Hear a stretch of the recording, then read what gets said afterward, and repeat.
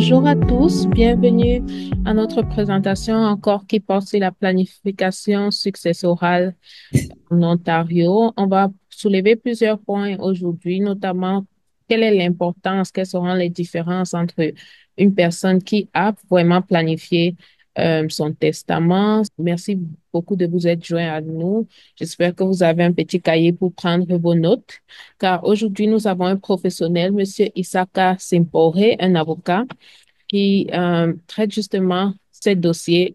Il voit ces situation. Thank you to everyone joining us today. Today we will be talking about what are the needs for an estate plan. In an estate plan, what is the goal? What is the difference between someone that is passing with an estate plan written and someone who didn't? So today we will have our um, lawyer, Mr. Isaka Sempore, that will be presenting all the benefits of having an estate plan. And I hope that you have a notebook to write everything that we will be talking about today. Without further ado, sans attendre plus, Monsieur Isaka, je vous donne le micro pour commencer cette présentation. Mon nom, c'est Isaka Sempore. Je suis avocat au barreau de l'Ontario. Je suis avocat depuis 2016 et je suis en pratique privée, c'est-à-dire j'ai mon propre cabinet dans lequel je donne mes services de droit et la planification successorale fait donc partie des domaines de droit que je... So, Mr. Isaka is a lawyer with his private office, Isaka Sempohe Law Office Professional Corporation here in Ontario. So if you have any needs later, you can definitely reach out to his office directly. C'est un produit qui a été commandé donc par DDI International et je le présente comme un document d'information générale à préciser que ce n'est pas un avis juridique. Un avis juridique s'applique à un cas bien précis, alors que l'information générale peut être donc consultée, donner des directives, mais si quelqu'un a un problème spécifique, il ne peut pas se fier à ce genre de contenu, mais il doit aller voir un avocat pour avoir donc un avis juridique spécifique. Just to note also, this presentation will have general information. So if you have a specific thing that needs more attention based on your specific situation, then you will need to meet one-on-one with a professional. Just because we are in a group setting, we try to make it based on general informations. Ceci dit, je commence avec le but de la session, qui est effectivement de donner des informations sur comment donc les actifs et les passifs d'une personne sont gérés après sa mort. Donc, lorsque nous ne sommes pas là, on peut soit avoir planifié ou n'avoir rien planifié. Donc, on apprendra donc à savoir comment est-ce que les deux situations seront gérées aux yeux donc de la loi. The goal of today's presentation is to learn how a person's assets and liabilities are managed after their death, including what happens if a person dies with or without a will under the law. Alors, un plan successoral, qu'est-ce que c'est et en quoi est-ce que c'est nécessaire? Alors, c'est un document ou des actions que nous entreprenons pour protéger nos familles après, donc, pendant le deuil, c'est-à-dire quand nous ne sommes pas là.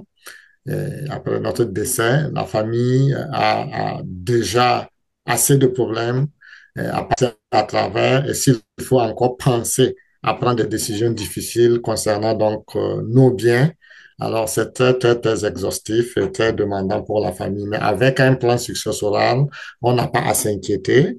Alors, on repose tranquille pendant que notre famille aussi fait son deuil. Et après, plus tard, quand les émotions vont passer, ils pourront donc suivre le plan que nous avons tracé pour eux, pour donc passer à travers et liquider donc notre succession. Yes, so where is the need for an estate plan? An estate plans protect your family while you are grieving after your death by preventing them for having to make difficult decisions. So as a family member, it is often very difficult to go through the different stage of grief, um, accepting the loss of your family members. And with these plans, we are able to make more rational decisions instead of emotional decisions. So by establishing this estate plan before your death, you really are able to protect your family of the burden of having to make these important decisions during their grieving time, during that difficult time. Alors, d'abord, c'est bon de connaître les concepts, qu'est-ce que ça signifie la succession, parce que de prime abord, ça peut ne pas dire quelque chose. Donc, il faut savoir que donc, la succession, c'est un terme juridique. Et ça décrit tout ce que vous laissez derrière vous, de l'argent, des biens personnels et vos dettes incluant. Alors, après votre mort, c'est ça qu'on appelle donc la succession. L'argent, les biens, et puis les articles personnels et les dettes que vous laissez après votre mort. Yes. Et lorsque vous les laissez, c'est que vous voulez bien que, puisqu'on ne peut pas les emporter avec nous, vous souhaitez que ce soit donc reparti, distribué selon vos volontés. Basically, what is an estate? When we're talking about it, an estate, this is the legal term defining what we will be doing with the assets, such as your money, your property, your personal items, and your debt after a person leaves us behind. So in this, when we mean property, we're talking about everything that you had according to how it was held. For example, the money you had, the property that you had with maybe your husband or other partners, the insurance liabilities that you have, if you had anything set up under that, who is going to take care of it, and we will have the funds after your death. So depending on if someone depended on you financially, these are the times where it is very important to select the person who will be um using financial support from your assets. Alors, on parle aussi de succession.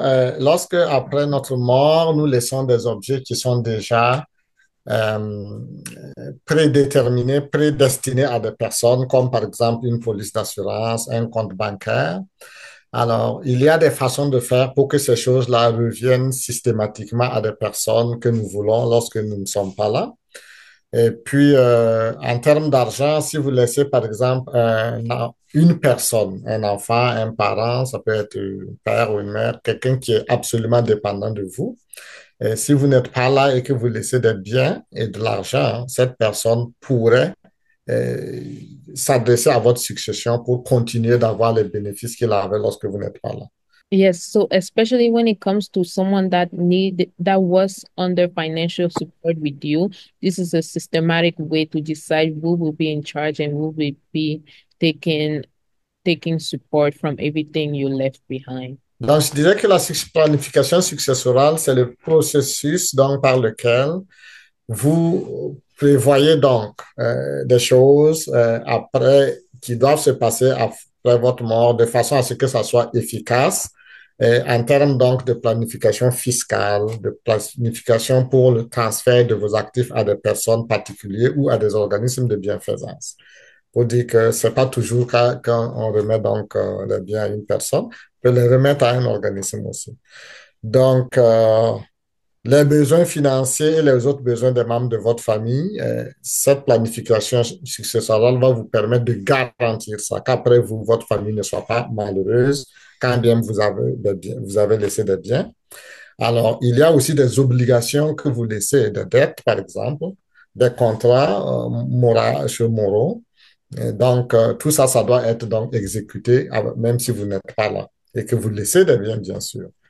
Alors, à travers aussi la planification successorale, vous pouvez donc préparer aussi la relève parce qu'il y a des gens qui laissent par exemple une entreprise ou même si ce n'est pas formel, ça peut être quand même des biens qui fructifient et qui doivent continuer de fructifier. Alors, la planification successorale donc, va permettre de maintenir ou de préparer cette relève.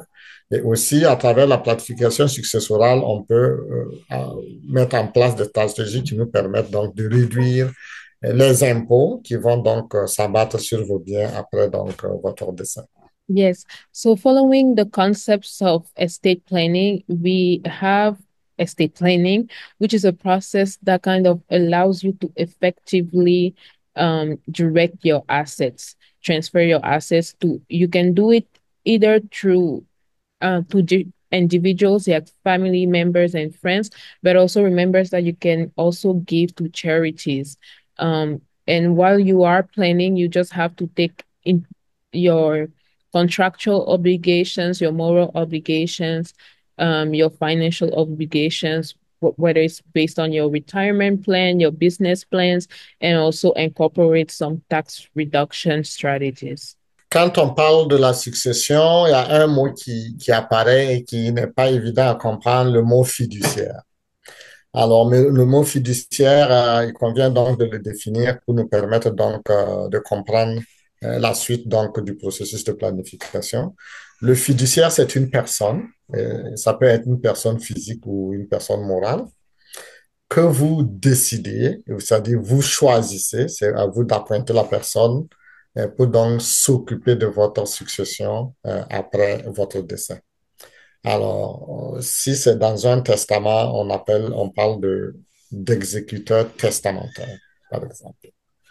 Alors, cette personne, est désignée donc pour remplir donc l'obligation d'exécuter, c'est-à-dire de répartir non seulement vos biens, mais de payer aussi de vos dettes après votre départ, selon des instructions que vous laissez donc dans votre testament.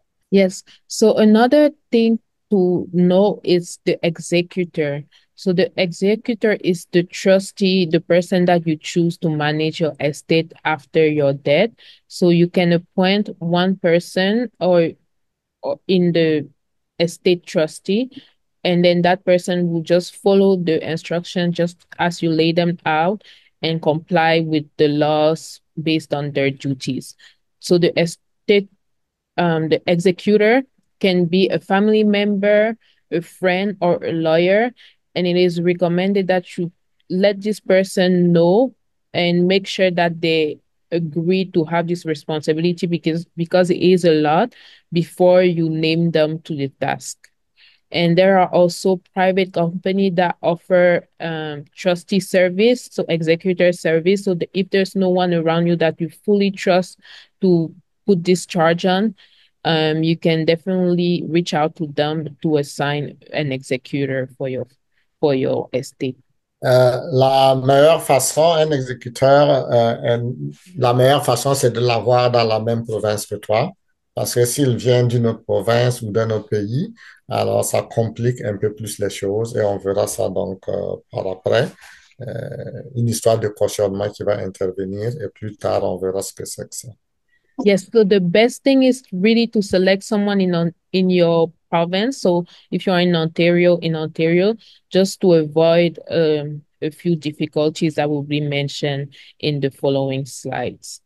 C'est quoi le rôle donc du fiduciaire de la succession? Alors lui, il est la personne qui est désignée et sera chargée d'organiser vos funérailles, votre enterrement ou votre crémation, selon donc votre volonté. Et la personne aussi se chargera d'annuler vos prestations, les prestations que vous recevez donc du gouvernement après votre décès. Et on a le régime de pension de Canada, la sécurité vieillesse, l'aide sociale et puis assurance invalidité. Ça, c'est des éléments qui doivent être éteints après votre décès et c'est du rôle donc du fiduciaire de contacter les services concernés du gouvernement donc pour annuler ces services-là. Votre numéro d'assurance sociale aussi doit être annulé, votre permis de conduire, votre carte de santé, et puis, il doit aussi rassembler vos actifs et puis en établir la valeur, c'est-à-dire d'avoir dresser la liste et les valeurs donc de vos biens. So one of the main roles that the executor will have is to arrange your funeral, to arrange your cremation or burial. He will also need to contact different government company to cancel your benefits, such as your CPP, Canadian Pension Plan, your old age security, and your welfare, or if you were receiving some sort of disability benefits or any other benefits, it needs to be canceled. Another important one will be your social insurance number, your driver license, your Ontario health card. And he will also need to gather all of your assets and kind of have a list of everything under your name to establish their value. Alors, la personne devrait aussi payer vos impôts. L'impôt, malheureusement, après la mort, on en parle parce que l'année au cours de laquelle vous êtes décédé, vous devez payer une impôt, des impôts et la personne, donc le fiduciaire, est chargé de faire ça. En dehors des impôts, il y a les dettes individuelles aussi que vous avez, soit envers des personnes ou envers des institutions. Vos biens doivent servir prioritairement donc à payer et l'impôt et vos dettes. C'est lorsqu'il reste quelque chose maintenant qu'on parle de distribution. Si vous laissez 100 000 $ et vous devez 120 000 $, ben, en réalité, il n'y a rien à distribuer. Personne n'aura rien. Donc, c'est lorsqu'il y a un reliquat, donc après le paiement des dettes et de l'impôt, qu'on peut donc passer à la distribution. Et à la déclaration d'impôt aussi qui doit être déposée pour l'année au cours de laquelle vous êtes décédé. Yes, so another thing to think about is your taxes and debt. So someone will need to declare your make sure that your debts your taxes are declared, but that also your debts are taken care of. Alors, comment est-ce qu'on choisit donc cette personne importante? Alors, il y a quelques éléments sur lesquels il faut se baser pour être sûr que donc après, il n'y ait pas de problème. Ça doit être d'abord un adulte et il doit avoir donc un élément de confiance entre vous. Euh, Parce que après vous, c'est pas toujours évident qu'il reste du monde qui veut rester encore là à faire des choses. Donc, il doit avoir une grande confiance. Et on recommande que la personne soit plus jeune que vous, pas parce que vous allez forcément mourir avant le jeune. Mais bon, de façon rationnelle, on se dit que, bon, si j'ai 60 ans et que je prends quelqu'un de mon âge ou quelqu'un de plus âgé, il y a beaucoup de chances que cette personne même parte avant vous. Donc, un jeune, c'est encore plus jeune que vous, c'est encore mieux. Et puis, il faut s'assurer que ça soit une personne responsable et organisée. Parce que c'est pas aussi simple que ça de parler d'argent. Quelqu'un qui gère pas ses propres biens de votre vivant, ben, vous ne pouvez pas compter sur lui pour s'occuper de vos affaires après vous. Et si la personne a des connaissances en finance, ça aussi c'est important. Et c'est un élément, pas déterminant, mais c'est important, c'est un atout. Yes. So another thing is how to select your trustee, your executor. It would be better to have an adult, but also an adult that is younger than you. Not that necessarily they will still be with us after you pass, but it is more likely. And then also, it will be good to select someone that is financially savvy. So if while you were there you notice that they're not the best with their finances, it might maybe not be the best idea to select them to take care of yours. We shouldn't select someone that is not living outside of Ontario because there are a lot of things that they will need to do and they might not be able to due to the distance and make certain payments just due to the distance.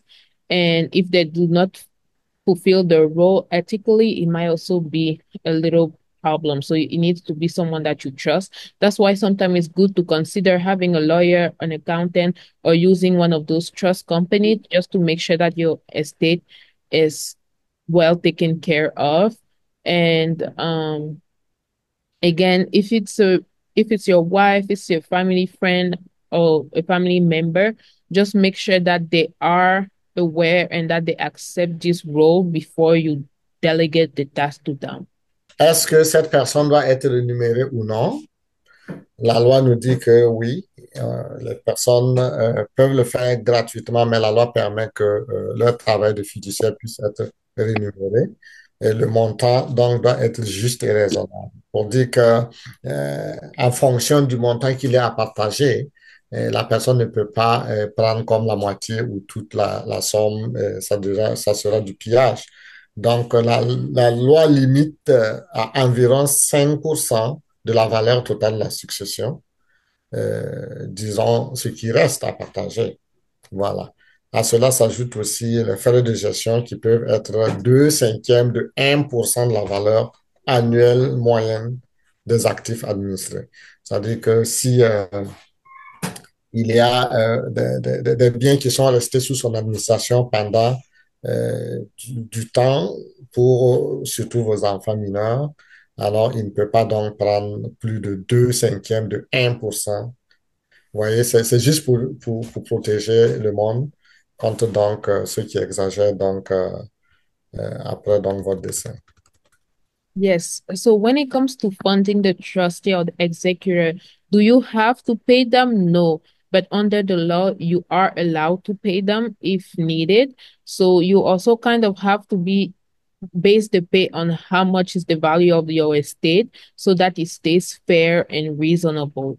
The amount can be about 5% of the value of the estate. Sometimes the amount is added to the management, and then it will be equal to maybe a 1% of the average annual value of the assets administered. So you don't have to pay them, but you can. Uh, it just needs to be a reasonable amount if you do.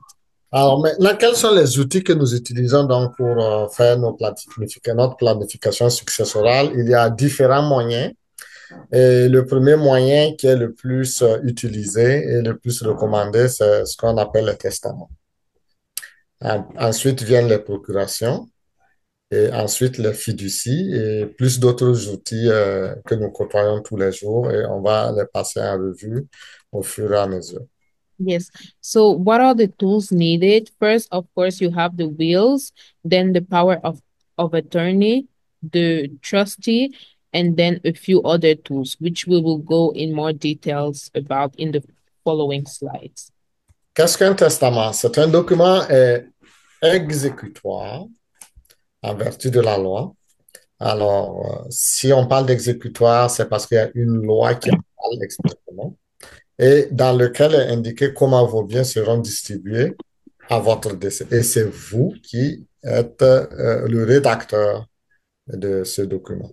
Alors, dans le testament, donc, à l'intérieur, vous nommez donc un exécuteur. Au Québec, on parle de liquidateur. Alors, c'est la personne donc qui doit donc exécuter vos volontés. Et l'autre aspect qui est important à savoir, vous rédigez le testament, c'est un document exécutoire, mais son caractère est qu'il il ne prend pas effet de votre vivant. Tant que vous vivez, personne ne peut venir vous réclamer ce que vous avez écrit dans le testament pour lui. Je ne peux pas dire, est-ce que je peux commencer à avoir déjà ma part de votre testament. Pendant que vous vivez, ça ne se fait pas. C'est lorsque vous n'êtes plus là que le testament entre donc en vigueur. Ce qui fait qu'il n'est pas définitivement coulé dans du béton. Vous pouvez le changer, modifier chaque jour que vous voulez, chaque fois que ça vous chante, chaque fois que c'est nécessaire. Alors, vous pouvez nommer une personne ou plusieurs personnes dans votre testament pour en ce qui concerne vos enfants mineurs. Le testament parle d'une part des biens, mais aussi si vous avez des enfants qui n'ont pas atteint l'âge de la majorité, vous pouvez dans votre testament désigner des gens que vous voudrez qu'ils prennent vos enfants à charge comme des tuteurs après votre décès. Yes. So when it comes to a will, how do you go about it? First, it is important to know that this is only enforceable legally after you have passed. So the people that are designated to receive part of your assets are not um, allowed to actually receive them before you've passed it. They cannot come to your lawyer and say, hey, my dad decided that I will have this. Can I have it now? It is not legally acceptable. And then also know that you can always make changes to your will. This can be done at any day, any time, as long as you are still with us. So always keep that in mind as you write it, that you can modify it and no one has access to it while you're still with us. Je voulais ajouter pour la modification, il faut savoir qu'il faut que tu sois toujours apte à le faire.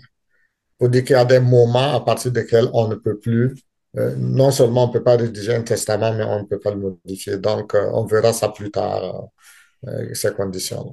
On peut pas. Yes, so when it comes to modifying your will, it is good to know that you can only change it when you are still capable to, meaning like under the law, if are you still allowed to make your own decisions? Sometimes it's a lot of time you lose those capability due to health reasons. So they just want to make sure that you are still fully capable of making those decisions. Alors, légalement, est-ce que quelqu'un est tenu de faire un testament? Non, la réponse est non. Personne n'est tenu d'avoir un testament, mais il y a plusieurs avantages à en avoir un. Euh, la raison est que nous vivons avec des gens que nous aimons. Et ce n'est pas attendu ou on n'entend pas, on n'attend pas qu'après notre décès, ces gens soient en trouble à cause de notre départ. Donc, pour ça, c'est important d'en avoir un. Et si vous partez sans testament, une disposition aussi est prévue par la loi portant sur la réforme du droit de succession, surtout en Ontario, qui permet donc à quelqu'un, un membre de ta famille, par exemple, de s'adresser au tribunal pour demander l'autorisation d'administrer votre succession. Donc, tout comme si vous aviez laissé un testament, mais c'est un processus qui est assez long et fastidieux. Alors, votre testament, dans les provinces de common law, c'est-à-dire tout le Canada, excepté le Québec, lorsque vous faites un testament, et pendant que vous êtes célibataire, le jour où vous vous mariez, il faut savoir que ce testament n'est plus valide. La raison est que le testament est automatiquement révoqué. Il faut penser à en faire un pendant que vous êtes marié, en tenant compte de votre nouvelle situation. Ouais. Et quand vous divorcez et vous vous remariez, l'ancien testament aussi est caduc. Il faut toujours penser à faire un autre. Ben, c'est important d'attirer l'attention parce que si tu ne le sais pas, tu penses que tu as un testament et puis après toi, on va se rendre compte que le testament est nul.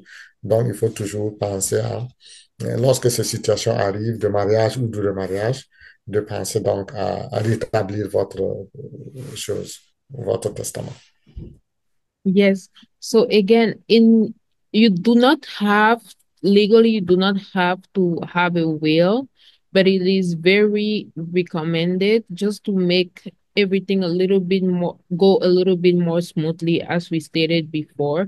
Another thing to know is that whenever you enter into marriage in all the common law provinces, so every provinces in Canada except for Quebec, your will automatically become revoked. So you will have to reinstate everything after you get married.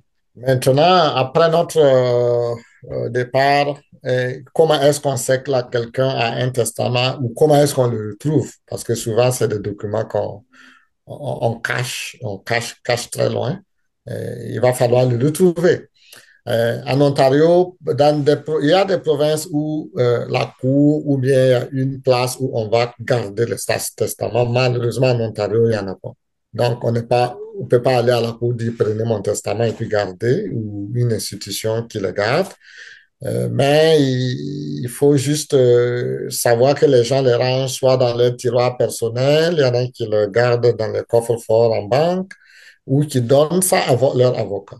Si c'est l'avocat qui l'a fait, généralement, il y a une copie que l'avocat garde. Alors, tout de suite, lorsque vous avez donc votre testament gardé quelque part, c'est toujours bon de parler et de dire à la personne qui est fiduciaire, c'est-à-dire qui est chargée de l'exécuter, de lui donner quand même des indices où est-ce que vous avez gardé votre testament. Sinon, bon, la recherche après peut s'avérer compliquée. Yes. When it comes to finding now the will of the person that has passed, in some provinces there are places like by the government, protected by the government, where you can put your resume, but unfortunately, those are not available in Ontario. So it is important to tell your executor before you pass, if not the location, at least a few hints on where will be able to find the will after you have passed. En plus de dire à votre exécuteur où est-ce que votre testament se trouve, alors pour faciliter donc la vie aux personnes que nous aimons bien, il est conseillé de dresser une liste de tous vos biens, vos comptes bancaires, vos polices d'assurance, et puis notez aussi les mots de passe pour vos accès bancaires, vos comptes en ligne, réseaux sociaux.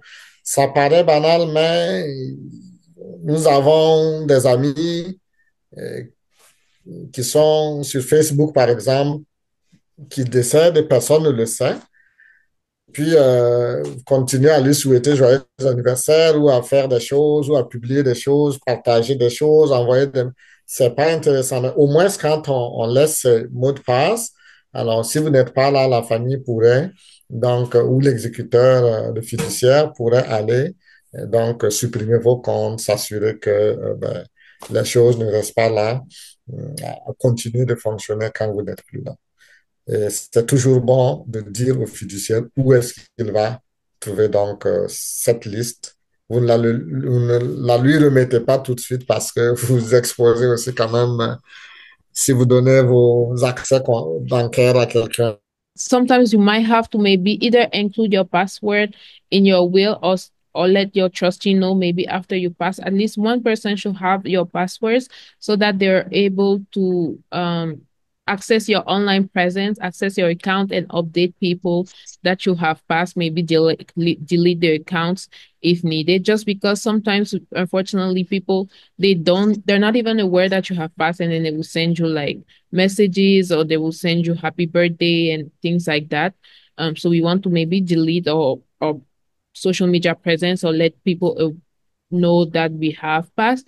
Another thing is make a list of your assets, such as bank accounts, passwords, investments, insurance policies, so that the trustee is aware basically of everything that he needs to take care of so that nothing is missed. La question maintenant, c'est qui peut faire un testament? Est-ce que il y a un âge à partir duquel, oui, en Ontario, l'âge de la majorité, c'est 18 ans. Et notez que c'est pas partout que c'est 18 ans. D'ailleurs, ça peut être plus. C'est qu'au Nouveau-Brunswick, ça doit être 19 ans. Juste une parenthèse. Donc, il faut avoir 18 ans en Ontario pour faire donc son propre testament. Et il faut être aussi mentalement capable. Qu'est-ce que ça veut dire mentalement capable? Il faut comprendre déjà l'étendue de ses biens et l'objectif du testament. Pourquoi tu en fais et quels sont les biens que tu as. Et mentalement, ça veut dire que tu n'es pas atteint par une maladie mentale. Another thing to note is that you will need to be 18. There are some provinces where you can be 19, but in Ontario, you have to be 18. And also, you have to be mentally capable, meaning that you have to understand the extent of your assets, your property, and the purpose of your will. Alors, la capacité, c'est un élément capital parce que selon la loi en Ontario, euh, un adulte, c'est-à-dire quelqu'un qui a 18 ans, est présumé capable de prendre des décisions jusqu'à preuve du contraire. Pour dire que tant que on n'a pas des indices ou la preuve que ça ne va pas chez toi, le simple fait d'être adulte, d'avoir plus de 18 ans, fait qu'on assume que tu es en bonne santé. Donc, si tu fais un testament, donc il va être valide. Mais il y a des situations où quelqu'un peut apporter la preuve que tu n'allais pas bien quand tu faisais ton, ton, ton testament. À ce moment, sachez que tout de suite, le testament va être nul et non avenu. Alors, une personne qui est incapable, euh, on appelle personne incapable quand la personne n'est pas capable de prendre donc des décisions, si elle n'est pas en mesure de comprendre les renseignements qui sont pertinents pour une décision, ou si elle ne comprend pas les conséquences de prendre ou de ne pas prendre une décision, ou les deux à la fois. Non seulement le premier élément est qu'il ne comprend pas les renseignements pertinents, et le deuxième élément, c'est qu'il ne comprend pas les conséquences de prendre cette décision ou de ne pas prendre cette décision. Voilà comment on définit une personne incapable. Alors, lorsque il se peut qu'une personne soit capable de franchir l'une ou l'autre, c'est-à-dire qu'il peut être capable de comprendre certains types de décisions, mais sa capacité de comprendre ses décisions peut être altérée au fur et à mesure, au fil du temps. Vous voyez, il y a des maladies comme l'Alzheimer ou certaines situations de dégénérescence qui affectent la personne au fur et à mesure. Donc, dès que la personne, on peut estimer ou prouver que ses facultés sont en train donc d'être altérées et que sa capacité donc est en train d'être diminuée. Alors, plus il va faire un testament dans ces périodes, ce testament sera contesté. Yes. So when we're talking about a capacity, under the law, everyone that is 18 is capable of making decision until proven otherwise. So when it comes to a person that is incapable of making decisions, we are saying someone that is unable to understand information relevant to making a decision, or if they're unable to understand the consequences of making or not making certain decisions. So a lot of times, some people they might be considered capable until a certain change happens, like for example, Alzheimer, dementia, or other factors. Then they will have maybe an executor in charge of them already, like a POA or other things. But when it comes to your estate planning, you should always make provision in case of mental incapacity while you are still with us, just because unfortunately life changes happen. So we want to make sure that we are prepared for that. Alors, c'est là qu'intervient maintenant la nécessité d'avoir une procuration. La procuration, il faut la faire aussi pendant que tout va bien et prévoir au cas où tout ne va pas bien, est-ce que quelqu'un peut exprimer mes volontés à la place? Donc, si on a une procuration, par exemple, ça peut nous permettre, donc, surtout pour le suivi du testament ou les modifications, tout ça, euh, une procuration peut donner, par exemple, certains pouvoirs au procureur de pouvoir donc gérer nos choses. Yes, so in this case, that's when it's important to maybe have like a power of attorney, I think is the translation, I hope. That will be able to take care of your wills, meaning like what you need while you are still there and make those decisions for you. Alors, il n'y a pas de règle sans exception. Il y a des situations où des personnes de moins de 18 ans, c'est-à-dire des mineurs, peuvent être autorisées à avoir ou à rédiger des testaments. Et les cas qui sont donc connus en Ontario, c'est lorsque la personne n'a pas 18 ans et qu'elle est mariée ou qu'elle a été mariée. Parce que le mariage, du point de vue de la loi, fait de vous un adulte. Voyez, quelqu'un qui a été autorisé à se marier avant 18 ans. Alors, du coup, c'est un adulte. Ou il s'est déjà marié, même s'il ne l'est plus, ben, c'est un adulte. Alors, elle envisage, la personne, en faisant son testament, peut aussi prévoir qu'elle le fait dans le but d'un mariage. C'est-à-dire même s'il n'est pas encore marié. Et qu'il nomme la personne qu'il veut épouser. Et qu'il épouse effectivement cette personne. Pour dire que nous avons affaire à un mineur qui n'est pas encore marié, qui n'a jamais été marié, mais qui prévoit de se marier. Donc, il fait le testament, il mentionne à l'intérieur qu'il fait ce testament dans le but de se marier à une telle personne. Mais le testament va être valide seulement s'il épouse effectivement la personne nommée dans son testament. Sinon, en tant que mineur, son testament ne sera pas valide. Les personnes, les forces armées aussi, ceux qui sont membres des forces armées, c'est-à-dire les militaires, hein. Si tu es militaire avant 18 ans, ben, tu peux faire ton testament. On a les marins aussi qui vont en mer. Il y en a qui s'en vont faire une année, 2 années, 3 années. Si la personne a 18 ans, il sait qu'il s'en va en mer pour revenir dans 2 ans. Alors, il peut lui être donc possible de faire son testament parce qu'il sera en mer quand il aura 18 ans. Il n'aura pas le temps de revenir euh, dans la terre ferme pour le faire. Yes. So another, with all rules comes a few allowance for exceptions. So one of them is for people that are under 18 to be able to write their wills. One, if they're married, then it's a little bit different. Another one is if they want to declare it because they're about to get married, or if they're maybe in the Canadian forces and will go overseas before they turn 18. So just in case of emergency, it will be better for them to already have a will. So then in those cases, they will be allowed to write it before. Alors, comment donc rédiger son testament? Alors, il y a plusieurs façons de le faire. Si aujourd'hui, tout document juridique que vous voulez préparer, il suffit d'aller en ligne. Il y a des services qui vous proposent des outils interactifs. Vous pouvez utiliser ça. Alors, je pense que dans les gens coutus, les shoppers, tu peux acheter certaines trousses aussi là et puis tu rédiges juste comme ça, c'est ton testament. Alors, il y en a qui le font aussi à la main. Ils prennent une feuille, ils écrivent et puis ils mettent sous leur coussin, ben c'est leur testament. Toutefois, ces méthodes sont gratuites, elles sont pas chères, même si vous achetez, c'est pas cher, mais il y a des conflits après parce qu'elles sont contestables. Pour éviter ça, c'est toujours mieux de faire correctement un testament devant un notaire, par exemple, pour éviter le problème.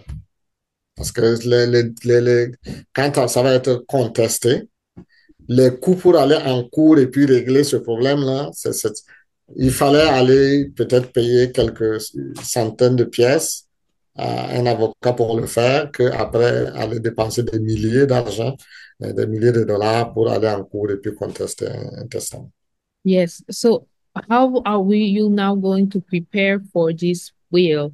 One easy and simple way is, of course, online. Everything can be done online these days, it seems. So you can write your will online. Another thing is there are little kit packs that you can buy on, for example, in Shoppers, or you can also write just handwrite it. If you were at our last presentation, we touched on this a little bit on how to just do a handwritten will that will be enforceable under the law. And some of these methods are a little bit more affordable or free. So these are pretty good methods to start, but also to make sure there's just no mistakes and that is completely valid. It's way better to meet with a professional. Quels sont les avantages donc à engager un avocat pour préparer votre testament? C'est pas de la publicité que veux faire, mais reconnaissons que au moins quand on a un avocat, alors, avec l'avocat, vous pouvez poser toutes vos questions et puis avoir des renseignements fiscaux, euh, assez d'éléments avant de préparer ce document. Au moins, vous savez ce que vous êtes en train de faire. L'avocat peut vérifier aussi que votre testament est conforme aux exigences légales pour qu'il ne soit pas jeté après vous.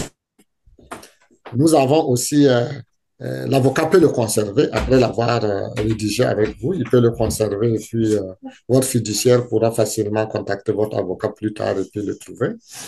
Et puis, si vous êtes propriétaire d'une entreprise, par exemple, vous pouvez aller voir aussi des comptables, des conseillers financiers qui peuvent quand même vous diriger par rapport aux implications donc, fiscales qui viennent avec votre testament lorsque vous partez.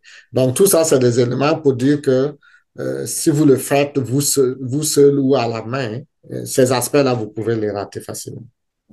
Yes.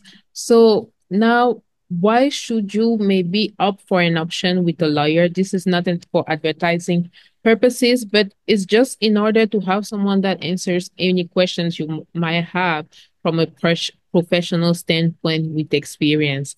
They can also just make sure that everything you have written is enforceable under the law because you don't want your trustee or your family to get excited, not get excited, but go toward the distribution of your assets and then have something that holds them back. And a lawyer will also be allowed to save to protect your will for you in a safe place and give it to your executor once you have passed. And whenever the situation is a little bit more tricky, a little bit more complicated, then the estate will be able to direct everything to a financial advisor or an accountant to take charge of your assets distribution or resolve any problems or complications you might have. Lorsque vous partez, il y a des démarches qui peuvent être faites auprès de la Cour avant que l'exécuteur puisse commencer à distribuer vos biens. Et on appelle ça l'homologation. C'est une procédure qui consiste donc à aller à la Cour, quand bien même vous avez un testament, si les biens sont considérables, ça implique par exemple des entreprises, tout ça, alors c'est bon que l'exécuteur, au lieu de se lancer tout de suite, parce que après il va rendre compte, il va faire des redditions de comptes, il peut avoir des problèmes, donc il peut aller s'adresser donc à la cour pour demander à ce que le juge approuve le testament pour dire que oui, ça c'est le dernier testament, il est valide, il est bon, vas-y, exécute-le et puis tu deviens rendre compte. Ouais. Donc, c'est ça la demande d'homologation. Il y a des situations où on n'en a pas besoin, surtout quand il ne s'agit pas de gros montants qui sont impliqués. Yes. Now, what is homologation? I was trying to find translation. So it's a procedure that allows you to make a lot of demands in front of in a legal way. So in these circumstances, you will be able to give someone the authority to act for you under your estate planning, and he will be able to confirm that yes, this person is the person in charge to delegate your assets, and it will overall just improve the process and the confirm the validity of your estate plan. Alors, je vais peut-être élaborer plus de ce côté. Alors, lorsque quelqu'un n'est pas là, alors comment est-ce qu'on sait que son testament est valide? Le testament a un caractère qu'il doit être récent. C'est-à-dire que si j'ai un testament, j'ai fait un testament le mois passé. Ce mois-ci, si je veux faire des modifications, l'intitulé du testament dit que je revoque tout ce qu'il y a avant ça. C'est-à-dire tout testament fait par moi avant aujourd'hui là est révoqué. Du coup, supposons que celui de mois passé est conservé par quelque part, ou bien quelqu'un sait où ça y est, et qui n'est pas au courant que vous avez fait un autre ce mois-ci. Alors, le jour où vous n'êtes pas là, au tribunal, celui qui avait l'Ancien Testament peut, en fait, il peut commencer juste à l'exécuter. Lui, il ne sait pas qu'il y a un Nouveau Testament qui est là. Voyez? Et ça peut amener des disputes quand l'autre va apparaître avec l'autre testament. Raison pour laquelle celui qui pense qu'il a ton testament et qui doit l'exécuter, s'il se présente au juge et demande la confirmation de ce testament, eh bien, même si c'est l'ancien, si le juge ou personne n'est au courant du nouveau, au moins la personne a le plein pouvoir, il reçoit le plein pouvoir du juge d'exécuter ce testament. On ne pourra pas lui en vouloir un jour parce qu'il y a un autre testament que tu lui as fait, dont il n'est pas au courant. Donc, l'homologation, son avantage aussi, c'est ça, c'est que le juge confirme que c'est le dernier testament et il te donne le pouvoir d'aller le faire. Ouais, donc, à ce moment, il n'y a pas de risque. Toi, tu t'en tiens donc à ce que le juge a dit. But if there are multiple wills that have been written in this case, if someone comes with one will that was your trustee, but later when you modified it, you switch your trustee and another person come and says, hey, I am actually the trustee with the valid will, then they will go to court and the court will kind of study both wills and see then which one was actually approved by the deceased and which one is the valid will, and then the court will follow those instructions. Alors, l'homologation n'est pas toujours nécessaire. C'est pas quelque chose qu'il faut toujours faire. Mais ça va dépendre, comme je dis, du type d'actif donc qui est contenu donc dans la succession de la personne.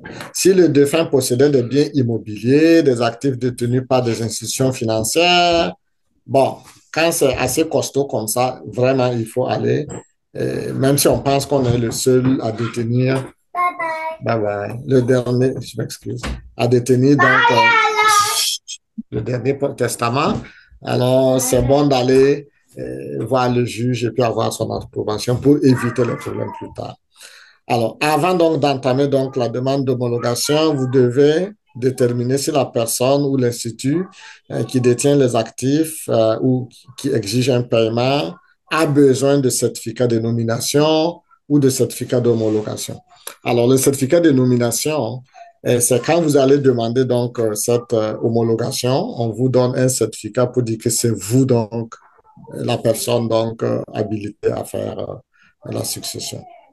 Maintenant, le certificat d'homologation, bon, ça aussi, c'est un autre type, indépendamment de la valeur de, de la succession qu'on vous donne, soit un certificat de nomination ou donc un certificat d'homologation. Yes. So the probate is not always necessary to administer on an estate, but if you have, depending on the type of assets that you have, you generally sometimes needed. So, for example, if the deceased own any real estate assets or assets held by a financial institution, the those type of assets often will need to be probated. So before you start your probate applications, you may want to determine you need and if you need it or if the institution anyway that has those assets will need to have it probated. So at those times you might need to make a payment to create some sort of certificate of appointment as estate trustee or a small estate certificate. Il arrive que quelqu'un parte sans testament. Et ça, c'est très commun.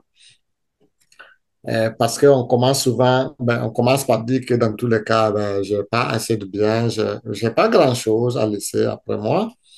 Et même quand ce grand-chose arrive, ben, je le ferai demain, bon, plus tard, le mois prochain, alors que ça peut nous surprendre à tout moment. Donc, quand cela arrive, on dit que vous êtes mort ad intestam, pour dire sans testament.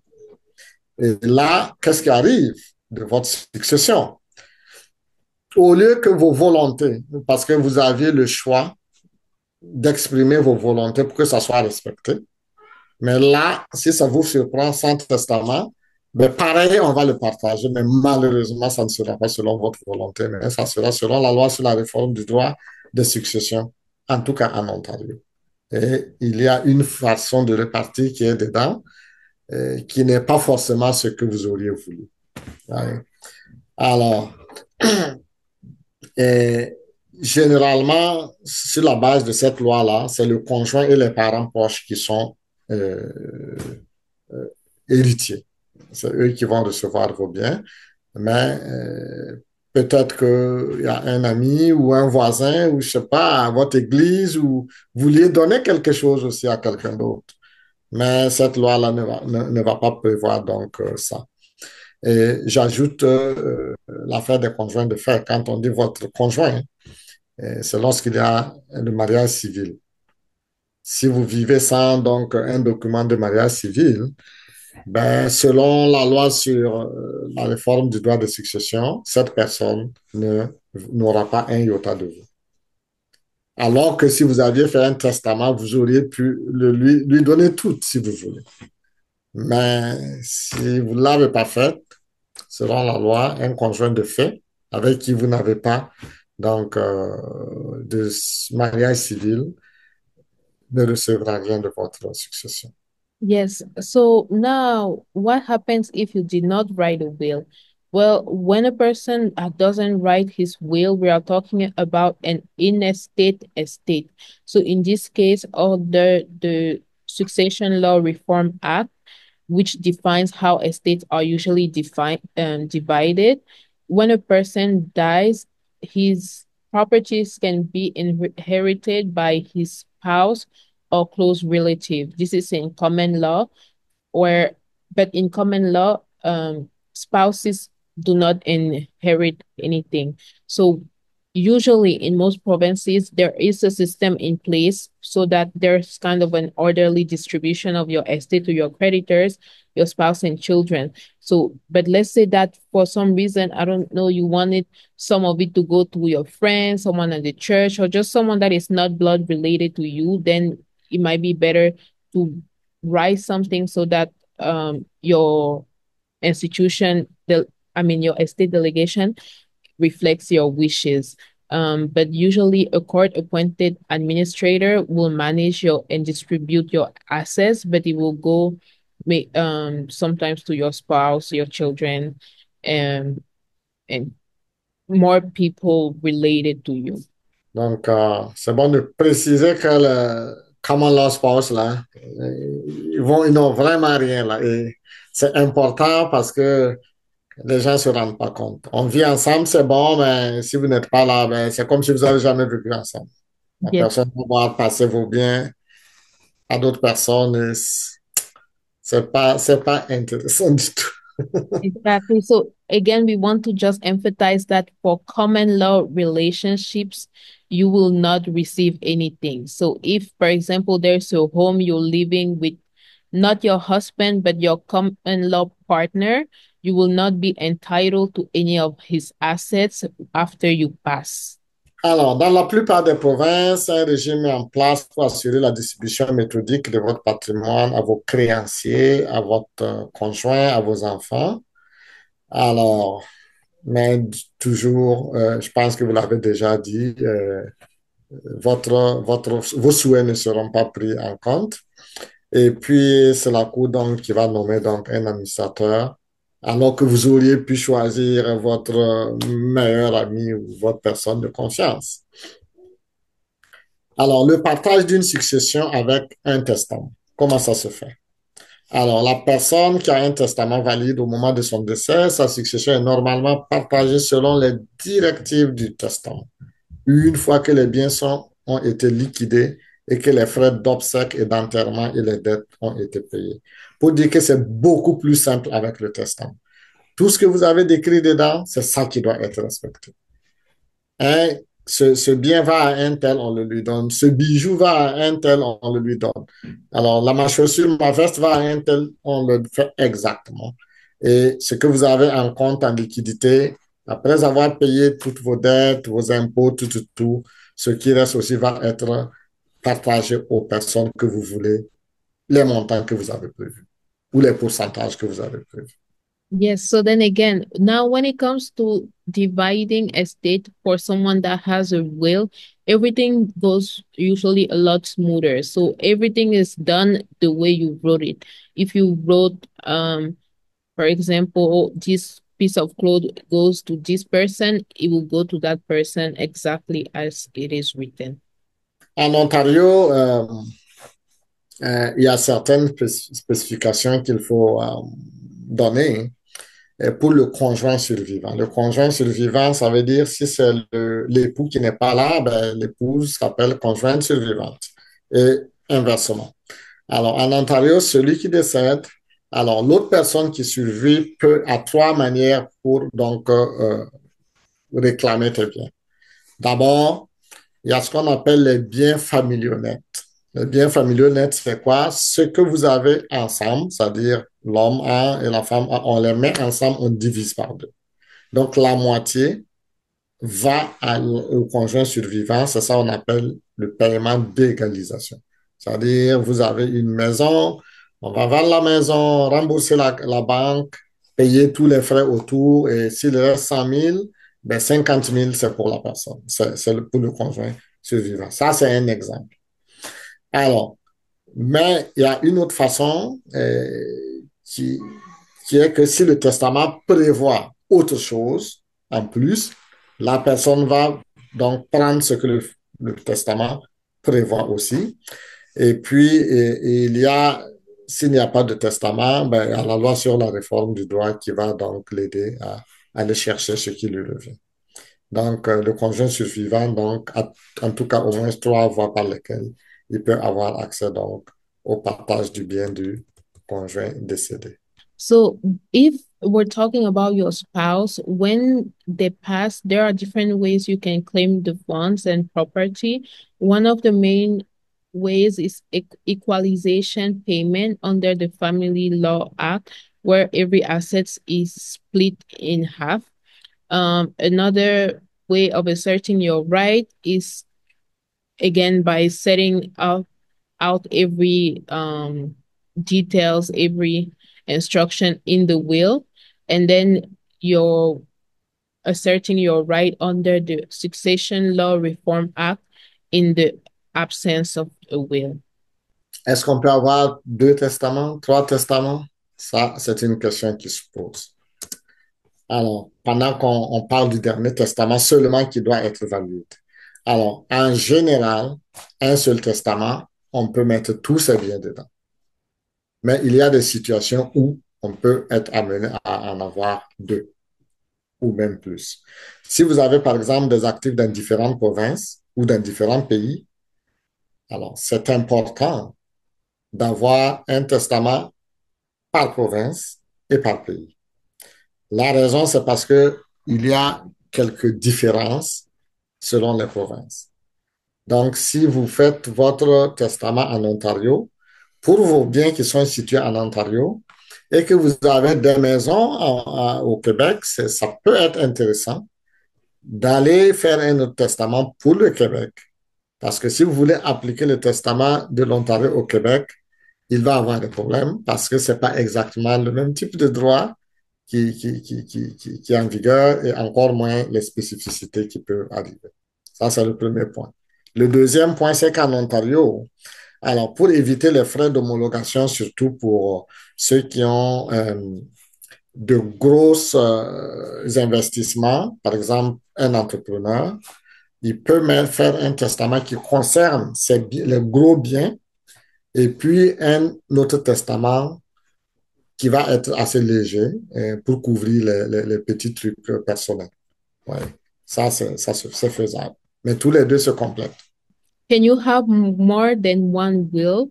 So in some cases, it might be preferable to have two, especially if you have big assets that will need the probate, like we were speaking about. Just because that is a costly procedure, you might want to have one will with only the asset that needed, and then another will with just smaller assets that can be done without it. So in those cases, it might be more it might make more senses.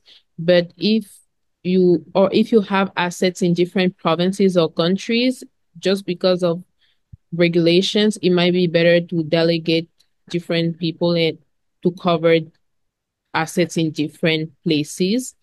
In Ontario, but if everything is in Ontario again, just to reduce your probate costs, you might just want to only do it if there are assets that need probate and if there are assets that don't need it, so you don't waste money on probate costs.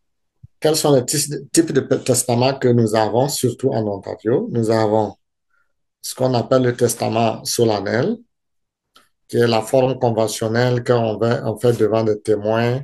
Et puis, les témoins ne doivent pas être des bénéficiaires. C'est-à-dire, vous le signez devant un notaire avec un témoin qui est le second sur le premier témoin et le deuxième témoin va être votre notaire. Mais le témoin que vous amenez devant le notaire ne doit pas être bénéficiaire de vos biens. Alors, on peut avoir le testament holographe que tu rédiges à la main, mais une fois de plus, il est reconnu, mais il pose des problèmes si jamais après on conteste votre signature ou quelqu'un pense que celui qui apporte ça veut peut-être spolier les autres. Si celui qui l'apporte, celui qui gagne le gros lot, vous voyez, les autres vont dire, eh ben, qu'est-ce qui prouve que c'est lui qui l'a écrit, ça va avoir des problèmes. Donc, moi, je vous recommanderais de faire le testament solennel qui pose moins de difficultés. So now, in regards to the type of wills that you have, we have the formal will, very conventional form, is just signed by a testator in front of two witnesses. who are neither the beneficiaries nor relatives to the beneficiaries, just so that there's no bias.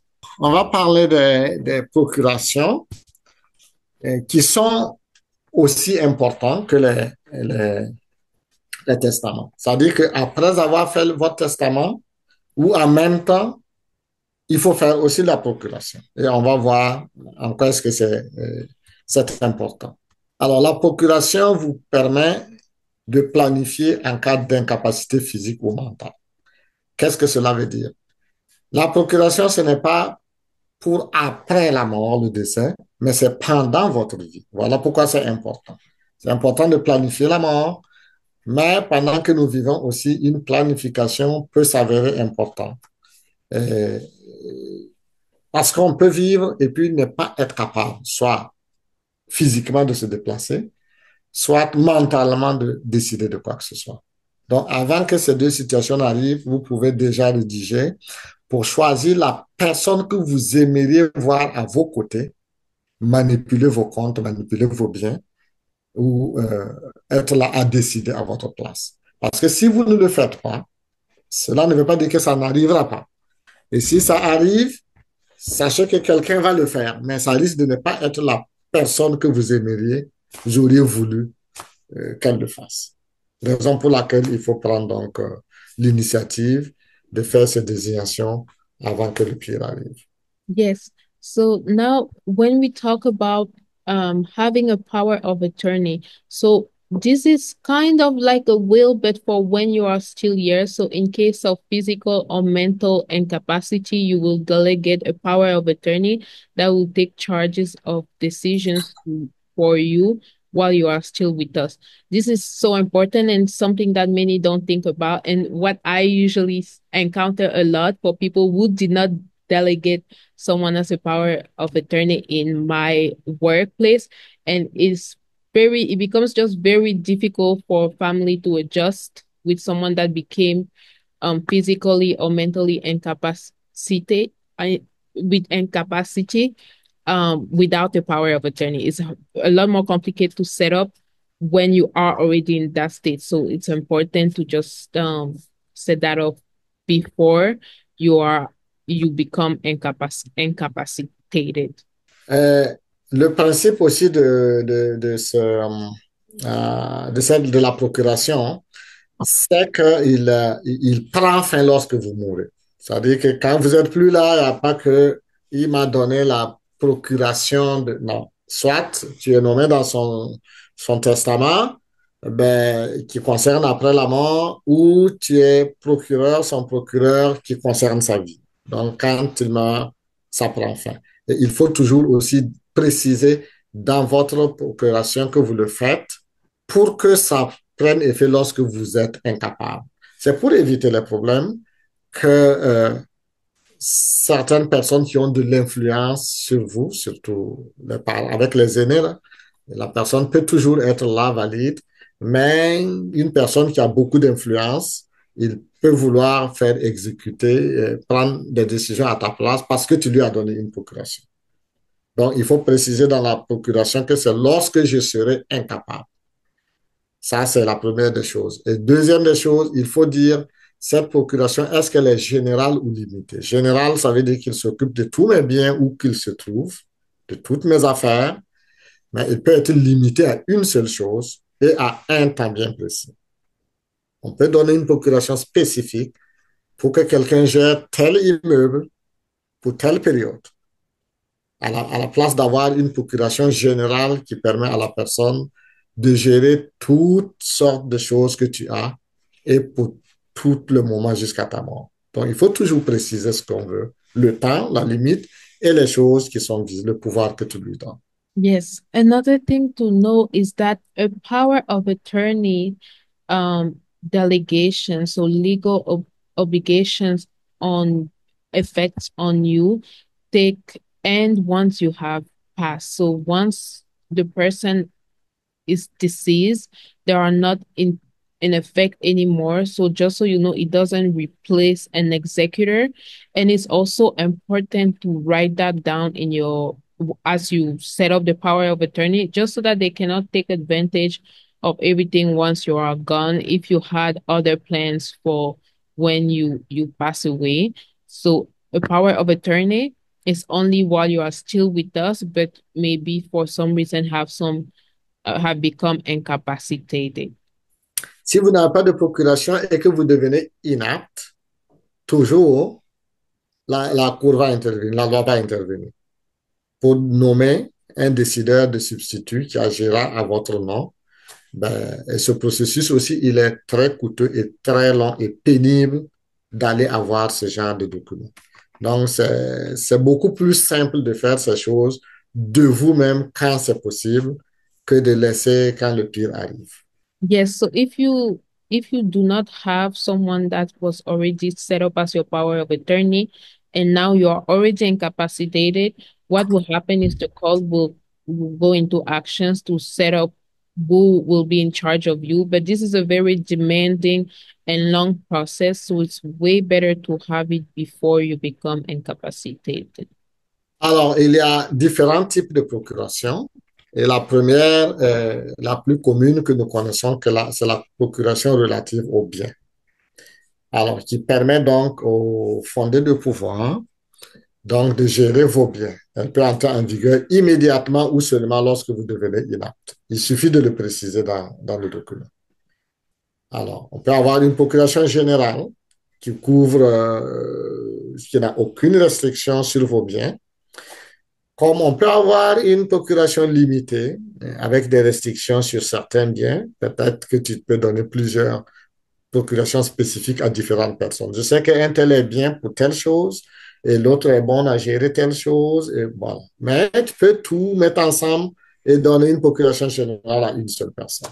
Yes, so a good thing to note also as you set up your power of attorney, you can select when it will take into effect. So it can be right away after you write it, or it can be only after you become incapacitated. Another thing is also you can add restriction of where this power can take into effect. So it can be generalized on almost everything, or it can be only restricted to some activities where you need someone to help you make decisions. Et en dehors des procurations pour les biens, il y a la procuration pour les soins personnels qui sont aussi recommandés. Ça veut dire, tu es encore vivant, mais tu es dans une position où peut-être tu ne peux pas prendre ton bien toi-même, tu ne peux pas t'habiller, tu ne peux pas faire grand-chose. Et tu as le choix de désigner la personne que tu désires manipuler ton corps pendant que tu n'es pas capable de le faire. Parce qu'une fois de plus, si tu ne le fais pas, quelqu'un le fera et c'est peut-être pas la personne que tu aurais aimé te toucher au moment où tu ne peux même pas parler ou que tu ne peux rien faire. Vous voyez un peu?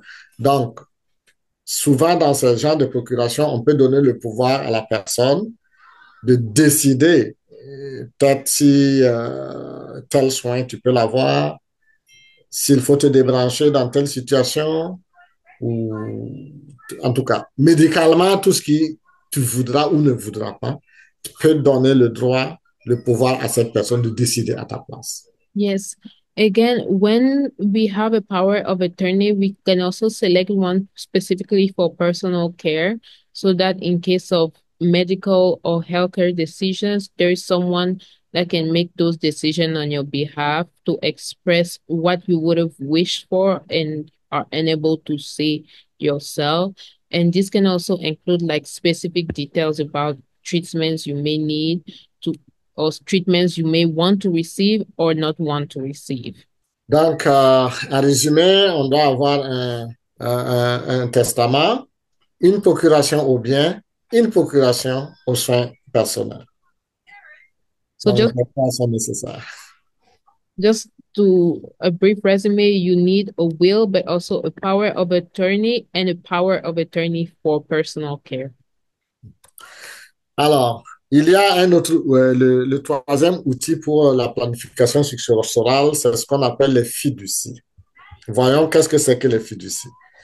Alors, une fiducie, alors, je sais pas, l'image est un peu parlante là. Vous voyez la personne en bleu, il a écrit un document pour donner à quelqu'un qui reçoit, et cette même personne qui reçoit le transmet à une autre personne. Alors, qu'est-ce que ça veut dire? Ce que ça veut dire est que aujourd'hui, à date d'aujourd'hui, j'ai par exemple des millions dans mon compte, beaucoup d'immeubles, et j'ai des enfants en bas âge.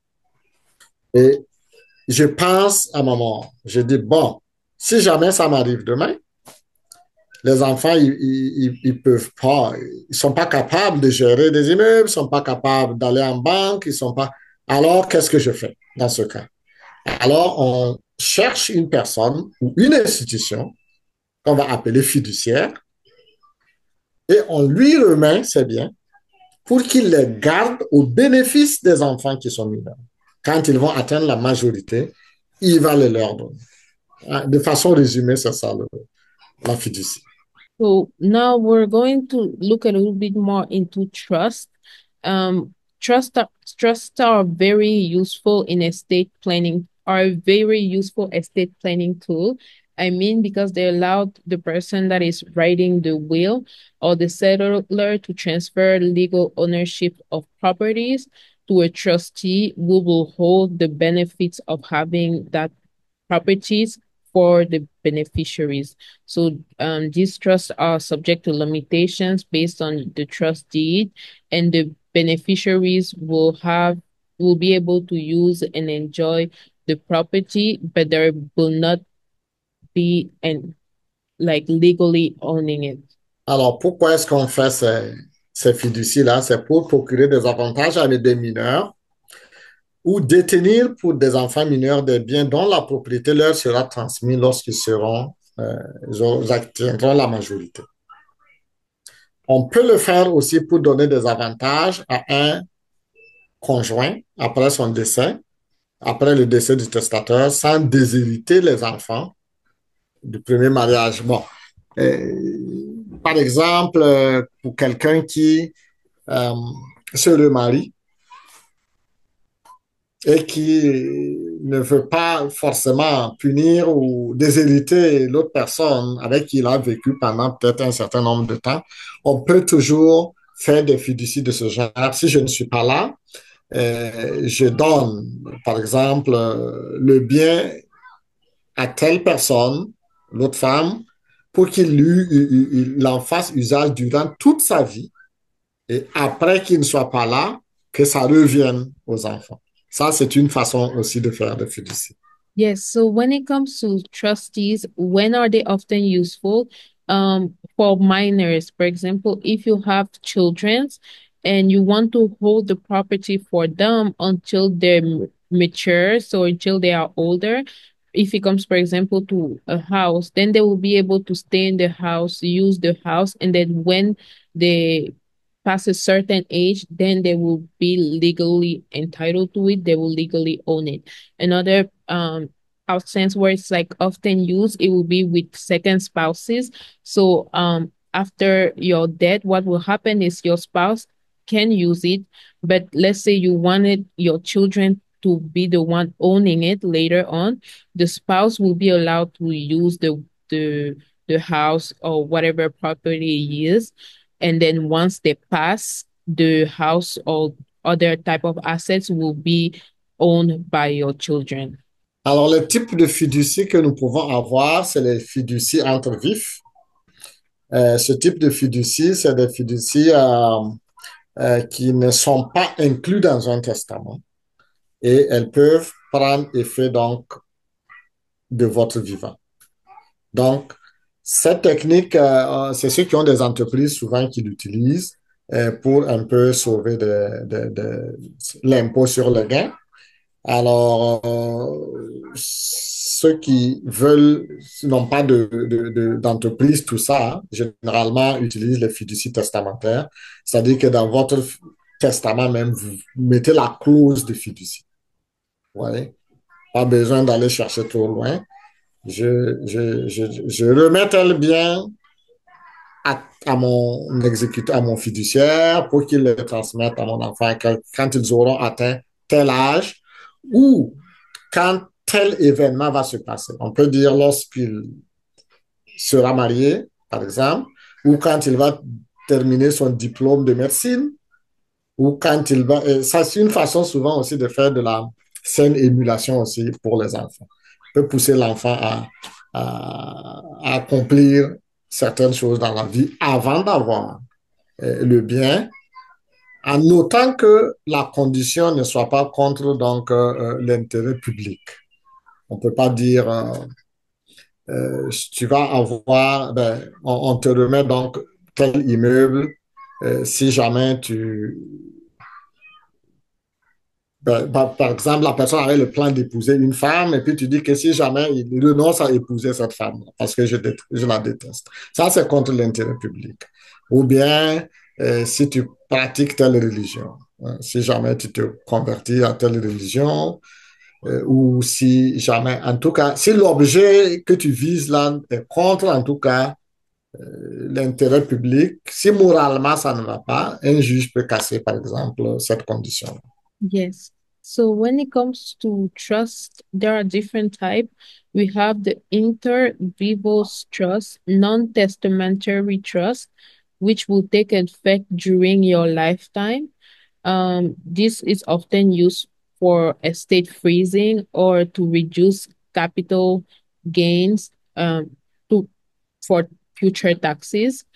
And then also, this is often used by businesses with big values when the owner is transferring the right to future owners of the estate. And then we have the testamentary trust, which is established in your will and will only take effect after your death. Alors, donc, si le bien, c'est-à-dire la fiduciaire à l'intérieur est faite par quelqu'un qui a un testament, c'est-à-dire à l'intérieur du testament, l'enfant là recevra sa part de la succession conformément au testament. Voilà. Généralement, lorsqu'il atteint un certain âge. Voilà. On peut fixer à minimum 18 ans, il y en a qui peuvent dire 21 ans, ou comme je l'ai dit précédemment, lorsqu'il aura terminé ses études de master, ou si jamais, en tout cas, on peut toujours fixer quelque chose d'autre. Le fiduciaire de la succession ne peut pas prélever de l'argent faisant partie de l'héritage d'un enfant si le testament ne l'autorise pas expressement. Pour dire que la personne qui garde le bien ou l'argent en attendant que l'enfant accomplisse donc la condition qui est exigée par le testateur, il ne peut pas toucher à cet argent. Il le garde pour au meilleur intérêt de la personne et il peut être poursuivi si jamais il touche au bien ou au montant, alors que le testateur ne l'avait pas prévu dans son testament. Another things to notice, if there is a will, especially with children's, the child will receive their share of the estate in accordance to the will. Usually when they reach a certain age, and it doesn't have to be 18, you can select any age you would like. And also in those cases, the estate trustee will not be allowed to withdraw money that is held for that child. So unless the will authorizes it. So if you say maybe until your children are 25, the trustee that is in charge of your will not be able to take those funds before the child is 25. Alors, il y a d'autres alternatives, surtout quand il n'y a pas de testament. On peut établir la fiducie en dehors d'un testament avec une institution, par exemple. Alors, et là, en ce moment, on va regarder le montant. Si le montant est supérieur à 35 000 et qu'il n'y a pas de testament, l'enfant va recevoir son héritage à 18 ans. L'argent de l'enfant est consigné au tribunal pour qu'il soit géré par le comptable de la Cour supérieure de justice. Alors, donc, pour dire qu'il n'y a pas de testament, donc si tu meurs, l'argent sera géré par la Cour. Vous voyez, ça va être confié à la Cour jusqu'à ce que l'enfant donc ait ses 18 ans. Si l'argent peut être aussi versé à un parent ou une autre personne que le tribunal aura nommé, aura décidé. Et si vous avez un enfant qui a de l'argent consigné au tribunal et que vous ne pouvez pas payer une dépense pour l'argent, vous pouvez demander à prélever une partie de l'argent. Il faut dire que quand l'argent du mineur est au niveau de la cour et que vous, qui avez la charge de l'enfant, c'est-à-dire vous êtes comme le tuteur, ben, s'il arrive un problème, ça peut être des frais de scolarité ou quelque chose, et vous n'avez pas cet argent, ben, vous présentez une demande à la cour pour dire, ben, écoutez, cet argent, moi j'en ai besoin parce que il y a telle dépense qu'il faut exécuter pour le bien de la chose du mineur. Et tout ça, c'est dans le cas où il n'y a pas de testament. Yes. So now, let's say did not have a will and that your child is, eh, and that there's part that are more than $35,000. What will happen once your child is 18 is that the courts will take charge of like what to do now. If there's no will, it will be the court deciding how to go about the funds, especially if the funds are more than $35,000. Part of the funds might be given to maybe a parent or another person that the court decided to give it to. So if you wanted everything to go to a specific child, you will need to make a will to make sure that it goes to them. Alors, quand ces fonds-là sont inférieurs à 35 000 $, alors moins de 35 000 $, il peut être versé aux parents aussi, avec qui l'enfant vit, mais il ne peut pas les consommer. Il faut qu'il attende les 18 ans avant donc euh, de donner à l'enfant. Alors, l'argent peut être versé à l'enfant s'il a l'obligation légale de subvenir aux besoins d'une autre personne. Supposons que l'enfant n'a pas 18 ans, mais il s'est marié ou il a eu un enfant. À ce moment, lui-même devient à une personne à charge sous sa coupe. À ce moment, il peut réclamer son argent pour pouvoir s'occuper donc de cette autre personne. So if the amount is less than 35,000, a lot of time we will still need to wait until he's 18, or it will be given to an adult, or maybe like a parents, but with the trust that it will be moved to the children once he reached 18. But in some instances, for example, if the child other entity is married or has a child of on his own, then the funds might be given to him earlier. Donc, c'est ça. Et puis, bon, il y a des situations où des gens, comme des tuteurs, ne veulent pas avoir la responsabilité d'avoir l'argent sur eux de peur qu'il arrive quelque chose. Donc, ils peuvent toujours aller. Donc, même si c'est inférieur à 35 000, ils peuvent toujours aller le mettre à la cour, consigner à la cour pour gérer. Yes, so for some cases, if there's someone that doesn't want to take that responsibility to take care of those funds for the child, he can always go to the court and let them know that he does not want to be the person in charge until the child reaches 18. Lorsqu'un enfant est bénéficiaire d'une assurance vie, comment ça se passe? Alors, si un fiduciaire n'est pas nommé, c'est-à-dire si dans la police d'assurance, il n'y a pas de fiduciaire qui est nommé, si le montant total est moins de 35 000, il peut être versé aux parents de l'enfant ou à la personne qui a la garde légale de l'enfant. Ça, c'est l'assureur qui va décider de faire ça. Lorsqu'il n'y a pas de bénéficiaire, de fiduciaire qui est désigné dans la police d'assurance. So if a trustee is not named and the amount is less than 35,000, the funds will be given to a parent of the children of the person legally in charge of the children, and that person will be responsible of managing those funds until the kid turns 18. Um, it can also be given directly to the child, but only if, again, there's someone that he needs to take care, like there's someone that he supports financially. Alors, si dans la police d'assurance, un fiduciaire est nommé, alors l'enfant a droit à l'argent de la police d'assurance en tant que personne bénéficiaire nommée. Et un administrateur doit être nommé, c'est-à-dire un adulte qui doit être nommé hein, pour donc s'occuper de cet argent parce qu'il n'a pas 18 ans. Ouais. Mais il est désigné comme bénéficiaire. Donc, toujours le bénéficiaire, le fiduciaire qui est nommé euh, va avoir cet argent pour gérer en attendant qu'il ait 18 ans pareil. Donc, à ce moment, la Cour n'est pas impliquée. Yes. So when it comes to when a trustee is appointed, when a child is entitled to a sum of funds under their life insurance policy, and not an adult may be appointed as trustee of the proceeds of the insurance policy. So then the trustee will be able to obtain a copy from of the beneficiary designations that the deceased person had already signed, and then under the terms, it will highlight if the trustee is able to withdraw a certain amount to pay for maybe the child expenses, or when the trustee is able to use the money and give it to the child beneficiary. A lot of times it will be when the child reaches 18. Alors, en dehors donc du testament, des procurations et des fiducies, nous avons d'autres outils de planification successorale.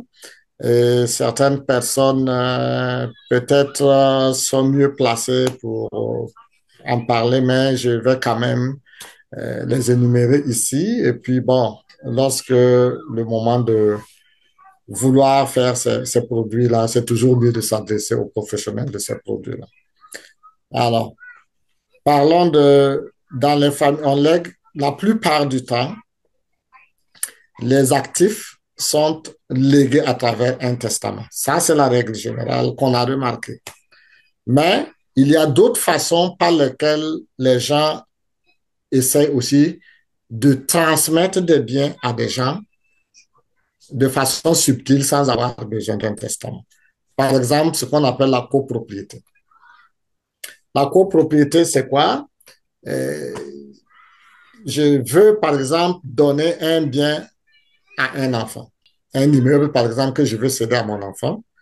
Et pour éviter toutes les complications qui peuvent en venir, alors je le mets comme propriétaire avec moi, copropriétaire avec moi dans le DIT, dans le titre de propriété. Je mets le nom déjà de la personne dessus et je peux lui donner un pourcentage que je veux ou utiliser des expressions de propriété conjointe, par exemple, qui permet à l'enfant d'hériter de tout le bien lorsque je ne suis pas là.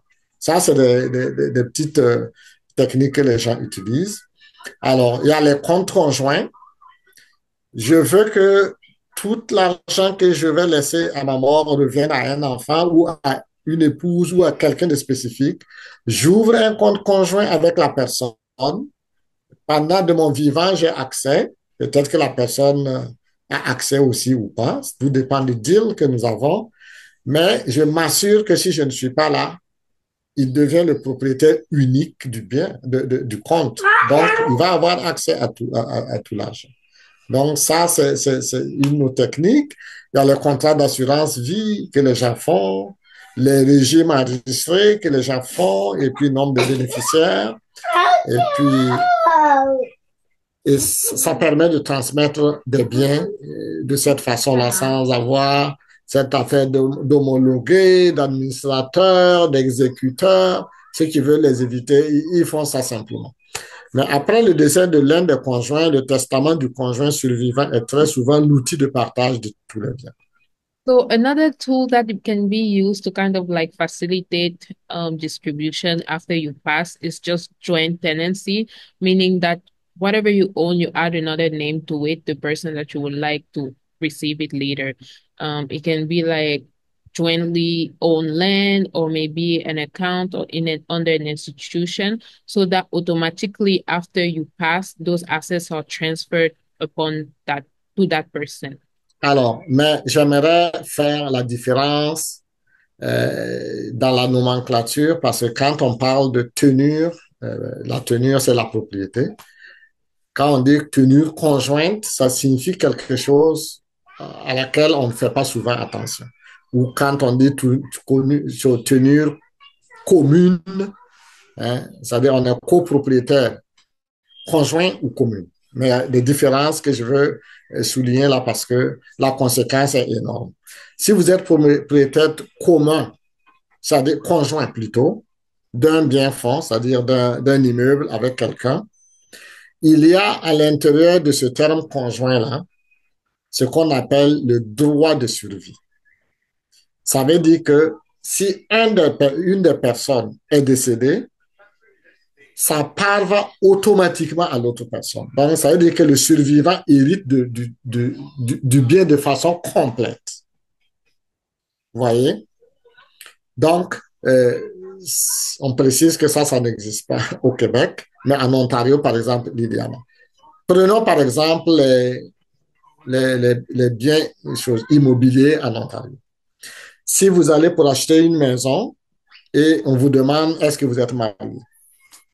Et si vous êtes marié, automatiquement, on ne demande pas votre avis. Joint tenancy. Donc, vous avez donc la maison à propriété conjointe. C'est comme un mot, mais au-delà du mot, ça veut dire que si un n'est pas là, toute la maison appartient à l'autre. C'est ce que ça signifie joint, propriété commune. So when it comes to being joined, we just want to make sure that we understand exactly what it means because there is like having a commune property, and then there's also just kind of putting someone next to it. So when it comes to really having both of you own this thing. So you are legally entitled to make any sort of decisions. But then there's also an owner that has his own ownership and then is transferring the assets to someone else, which is different. With the first one, automatically what was 50-50 becomes 100% to you, but with the other one, there needs to be some sort of transferring actions that will take place. Alors, si vous êtes titulaire d'un compte conjoint avec quelqu'un, alors vous investissez dans ce compte. Tous les deux peuvent investir ou bien c'est une seule personne qui s'est investie. Ça n'a pas d'importance, mais lorsque un est mort, l'autre hérite de tout le compte. Même s'il ne mettait pas de l'argent dedans, ça devient son argent.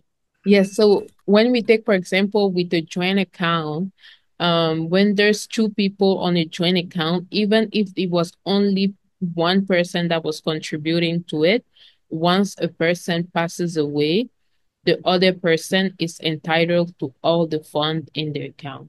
Raison pour laquelle, donc, c'est un outil de planification successorale. Donc, celui qui le fait dans ce but, il sait ce qu'il est en train de faire. S'il sait qu'après son départ, l'argent va être des problèmes dans la famille et que lui, il veut que ça soit une telle personne qui a, par exemple, son conjoint, ben, il faut un compte conjoint et il met le maximum de l'argent là-bas. Après son décès, on n'a pas besoin de réunir la famille pour discuter de quoi que ce soit. La personne a accès au compte et ça fonctionne comme ça. Maintenant, la tenue commune, c'est-à-dire l'expression commun, s'oppose à conjoint. Ça veut dire que quand vous avez un bien en propriété commune, chacun a 50-50. Celui qui est mort avant, ces 50 ne vont pas à l'autre survivant, mais ces 50-là vont à sa succession. C'est-à-dire ça fait partie des biens, des choses qu'il faut partager à ses héritiers. Je ne sais pas si vous voyez la différence. Dans le conjoint, tes 50% vont automatiquement à l'autre survivant, mais dans le commun, tes 50% ou peut-être 20% ne vont pas au survivant, mais ça va à tes héritiers.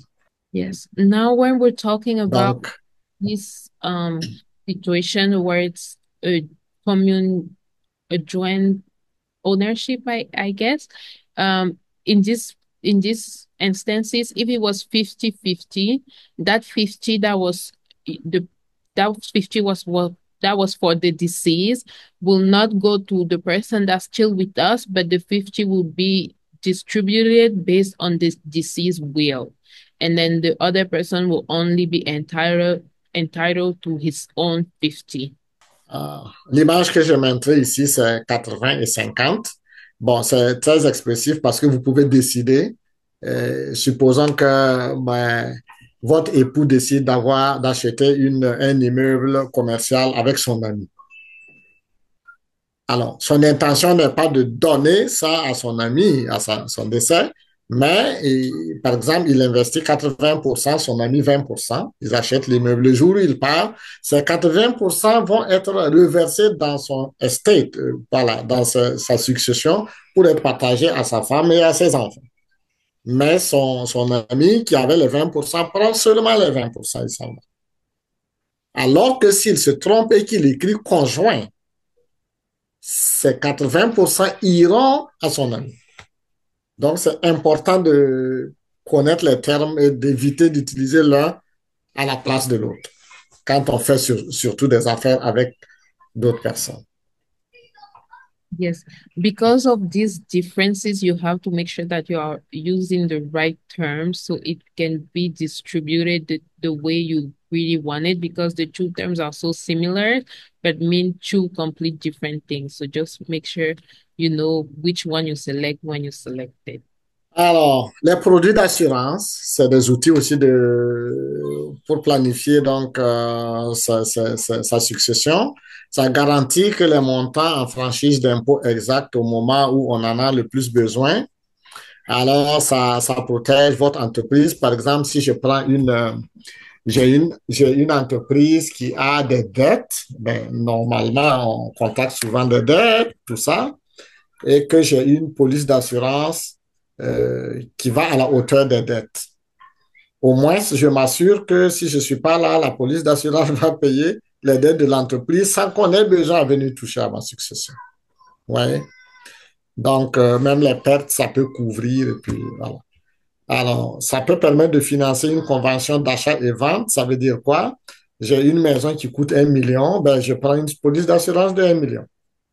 Le jour où je suis pas là, je m'assure que ma maison, ben, ma famille va continuer d'avoir une maison parce que ça va servir à payer la banque. Et si j'étais surtout le principal pourvoyeur qui payait l'hypothèque et qu'après moi, mon époux ou mon épouse ne peut pas le faire, au moins avec une police d'assurance, on s'assure que lorsqu'on n'est pas là, il y a un gros montant pour payer la maison et puis voilà, ma famille va être à l'abri. Alors, elle représente aussi un héritage pour les membres de votre famille et vous permet d'égaliser l'héritage. Alors, s'il n'y a pas de dette substantielle à payer, alors imaginez si j'ai une assurance d'1 million et que je ne suis pas là, eh bien, on signe un chèque de 1 million, on vient donner à ma famille. C'est pas mauvais, c'est pas une mauvaise chose.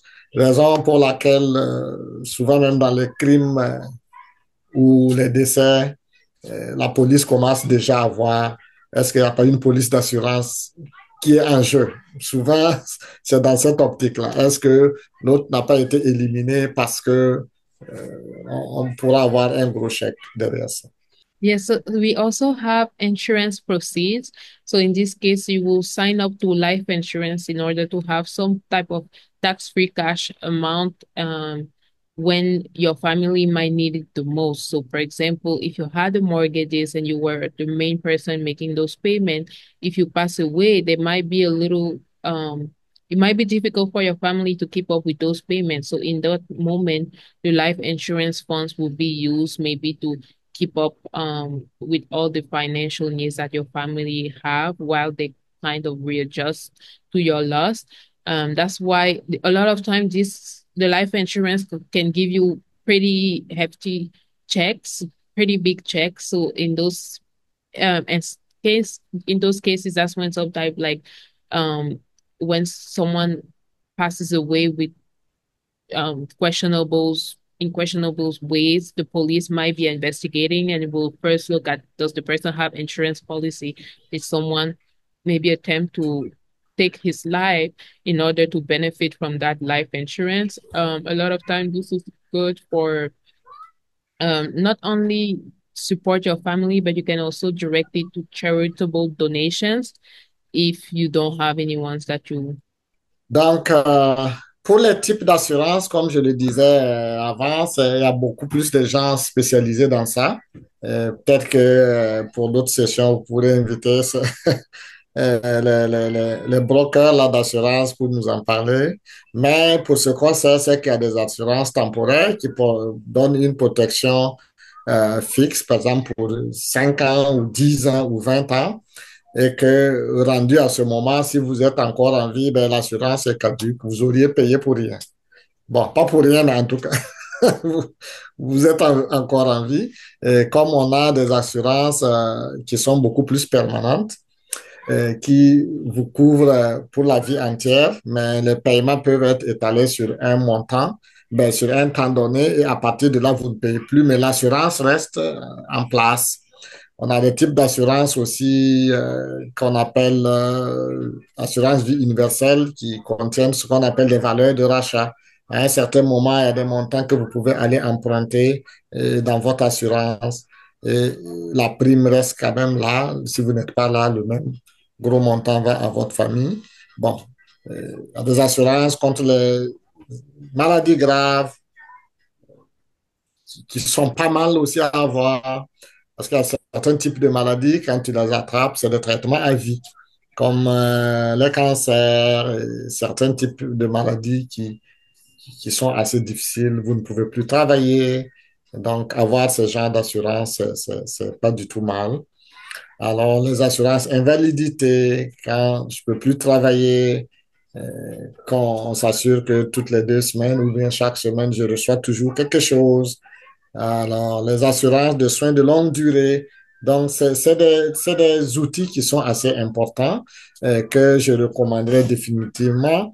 En plus, donc, de testaments, des procurations, des fiducies et de tout ce qu'on peut avoir, je recommanderais d'office à quelqu'un, en tout cas, qui se soucie des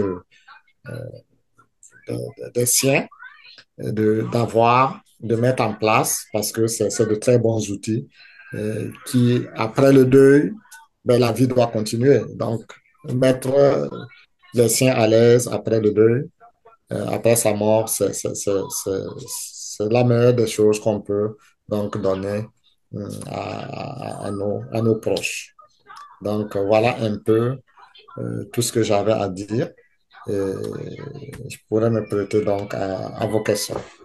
Yes, so as we can see here, we have different type of insurances, life insurances, critical illness insurances, disability insurances. For these ones, we might need another presentation to really go into details because they're so different.